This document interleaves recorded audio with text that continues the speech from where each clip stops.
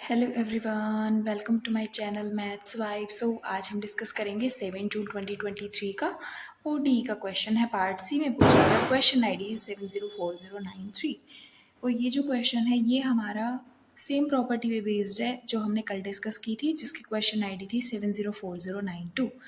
इसमें क्या हुआ है कि दो हमें इनिशियल वैल्यू प्रॉब्लम्स दी गई हैं, P एंड Q। P दी गई है x dash is equals to square root of x t for t greater than 0 and x of 0 is equals to 0। Second हमें इनिशियल वैल्यू प्रॉब्लम दी गई है Q, y dash t is equals to minus square root of y t and y of 0 is equals to 0 and t is greater than 0। So हमें बताना है कि इनमें से कौन सी स्टेटमेंट हमारी ट्रू है। इसमें P और Q के सॉल्यूशंस की ही बात की गई है कि P के पास फर्स्ट ऑप्शन में बोला गया है P के पास यूनिक सॉल्यूशन एग्जिस्ट करेगा, सेकंड में Q के पास यूनिक सॉल्यूशन एग्जिस्ट करेगा, थर्ड में P के पास इनफाइनाइटली मैनी सॉल्यूशंस होंगे and fourth one is Q has infinitely many solutions in interval 0 to infinity. ये इंटरवल 0 टू इन्फिनिटी इसलिए डिफाइन किया गया क्योंकि T हमारा ग्रेटर देन 0 है। सो हमने एक रिजल्ट देखा था कि if u dash is equals to a u raise to the power alpha and u of beta is equals to 0 and beta be any real number, beta हमारा कोई भी रियल नंबर हो, अल्फा हमारा interval 0-1 से belong करे। ठीक है, और अगर ये कंडीशन सेटिस्फाई हो रही है, अगर a हमारा लेस देन 0 होगा तो हमारा यूनिक सॉल्यूशन एग्जिस्ट करेगा, और अगर a हमारा ग्रेटर देन 0 होगा तो इनफाइनाइटली मैनी सॉल्यूशन। तो ये इनफाइनाइट सॉल्यूशन एग्जिस्ट करेंगे। सो हम P का केस देखते हैं। P के केस में क्या है कि x dash is equals to x raise to the power half and x of 0 is equals to 0। So beta की वैल्यू 0 है, अल्फा की वैल्यू हमारी हाफ है जो हमारे इंटरवल 0-1 में बिलोंग कर रही है। अब a की वैल्यू कितनी है? a की वैल्यू 1 है, ये हमारा पॉजिटिव है। जब ये वैल्यू हमारी पॉजिटिव है सो इनफाइनाइटली मैनी सॉल्यूशंस एग्जिस्ट करेंगे। इससे पता चला P has infinitely many solution. P के पास इनफाइनाइटली मैनी सॉल्यूशंस हैं। अब Q की देख लेते हैं। Q में क्या दिया गया है? y dash is equals to minus Y raise to the power half and y of 0 is equals to 0। Beta की वैल्यू हमें 0 गिवन है, अल्फा की वैल्यू हमें हाफ गिवन है। अगेन ये 0-1 इंटरवल में लाई करती है, बट यहाँ पर a की वैल्यू हमारी -1 है जो हमारी 0 से छोटी है। जब a की वैल्यू हमारी 0 से लेस देन होती है तो हमारा यूनिक सॉल्यूशन एग्जिस्ट करता है, मतलब Q has unique solution. P के पास infinitely many solution, so third option true.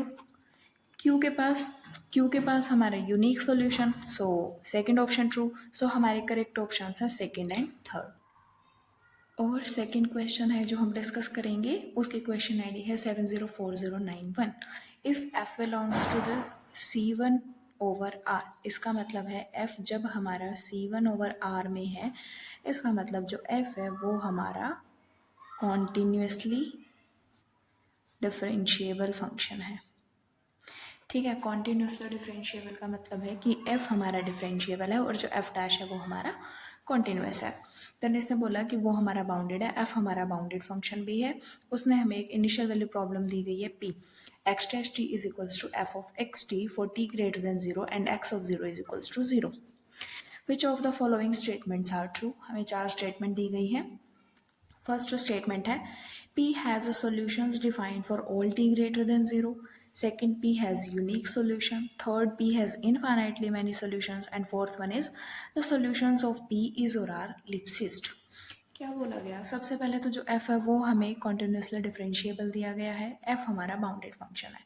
हम कोई भी एक फंक्शन कंसिडर कर लेते हैं f जो हमारा कॉन्टिन्यूस है, डिफरेंशिएबल है, उसका डेरिवेटिव कॉन्टिन्यूस है और वो बाउंडेड भी है। हमने 1 कंसिडर कर लिया, सो x डैश क्या आ गया? 1। This implies that dx is equals to dt। This implies that x is equals to t plus c।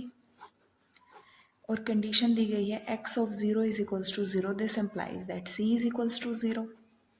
सो यहाँ से क्या आया? x is equals to t। अब ये जो हमारा फंक्शन आया है x is equals to T, ये हमारा इंडिपेंडेंट ऑफ कांस्टेंट है, तो यूनिक सॉल्यूशन एग्जिस्ट कर रहा है, इनफाइनाइटली मैनी सॉल्यूशंस एग्जिस्ट नहीं किए। सो थर्ड ऑप्शन हमारा डिस्कार्ड हो गया। इस जो हमने कंसिडर किया इस फंक्शन की हेल्प से हमारा जो फंक्शन x आया है, जो भी सोल्यूशन x है वो हमारा यूनिक आ गया। हम एक सेकंड कंसिडर कर लेते हैं, अगर हम f को cos t कंसिडर कर लें देन क्या हो जाएगा, x dash is equals to cos of t, क्योंकि ये जो cos t है ये भी कॉन्टिन्यूसली डिफरेंशिएबल है, कॉन्टिन्यूसली डिफरेंशिएबल एंड बाउंडेड। ठीक है, x डैश अगर cos t है this implies that dx is equals to cos t dt। This implies that x is equals to sin t plus c. As x of 0 is equals to 0, this implies that c is equals to 0. This implies that x is equals to sin t. हमने एक another function भी consider किया जिसकी help से भी हमारा जो function x आया है, जो सोल्यूशन x है वो हमारा यूनिक आया है। सो सेकंड ऑप्शन हमारा करेक्ट हो गया कि इसके पास यूनिक सॉल्यूशन एग्जिस्ट कर रहा है। फर्स्ट ऑप्शन में बोला था कि P has solutions defined for all t greater than 0। जो हमने ये कंसिडर किया था जब हमारा x is equals to t आया था, ये हर t ग्रेटर देन 0 के लिए डिफाइंड है। सिमिलरली हमारा x is equals to sine t, ये भी for all t greater than 0 के लिए डिफाइंड है। अगर हम और ऐसे फंक्शंस कंसिडर करना चाहें, जैसे फंक्शन हमारा हमने साइन t कंसिडर कर लिया, सो वो भी हमारा, उसके लिए भी हमारा यूनिक सोल्यूशन एग्जिस्ट करेगा। सो P has solutions defined for all t greater than 0, yes ये ट्रू हो गया। फोर्थ में बोला गया कि जो P के सॉल्यूशंस हैं वो हमारा लिप्सिस कंडीशन सेटिस्फाई करते हैं। हमारा एक रिजल्ट होता है कि अगर हमें किसी भी फंक्शन को लिप्सिस कंडीशन सेटिस्फाई करवानी होती है तो उसके डेरिवेटिव को हम बाउंडेड दिखा दें। अब यहाँ पर हम क्या कर रहे हैं कि जो सॉल्यूशन हमारा x आया है वो हमने बताना है कि वो हमारा लिप्सिस्ड फंक्शन है या नहीं।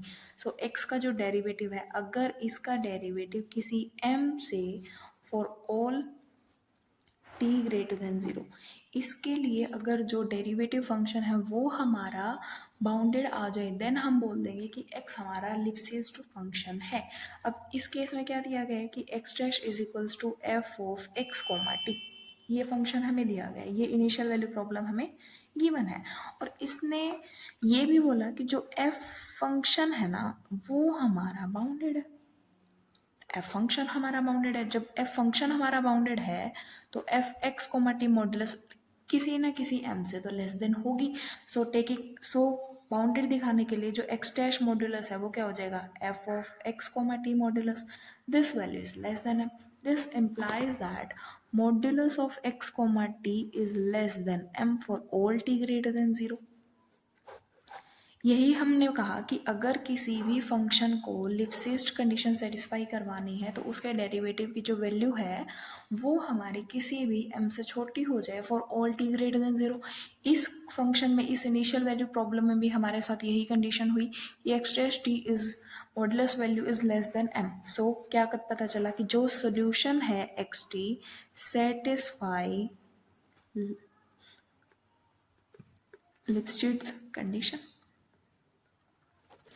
ये तो हमने डायरेक्ट, हमें पता चल गया।